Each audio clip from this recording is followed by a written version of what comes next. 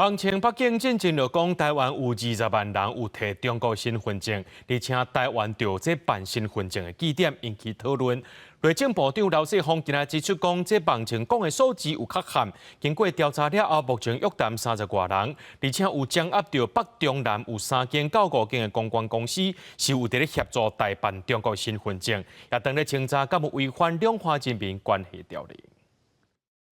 李东宪还有苏施恩，他们2个台湾人，中华民国国民，已经拿到了中共的身份证了。网红北上进前讲，台湾有20万人领中国身份证，而且伫台湾也有申办据点，引起讨论。伫经过调查了后，内政部长刘世峰指出，这下北中南有3到5间公关公司协助代办中国身份证。我们发现到说，北中南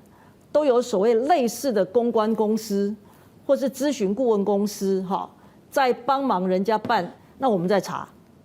看他有没有违反《两岸人民关系条例》，大概有3到5家左右。到底有偌济台湾人有中国身份证？刘世峰讲，网红的数字有点含糊，目前约谈30人左右，而且一共3人被注销台湾户籍。台湾的户籍跟住在中国的户籍是互斥的，所谓的户籍是你的居住所在地，另外一个国籍的部分也是互斥，所以呢，这2个呢，我们都会查哈。 那有确定清楚的被取消户籍之后，他可能接着下来，他在台湾的健保，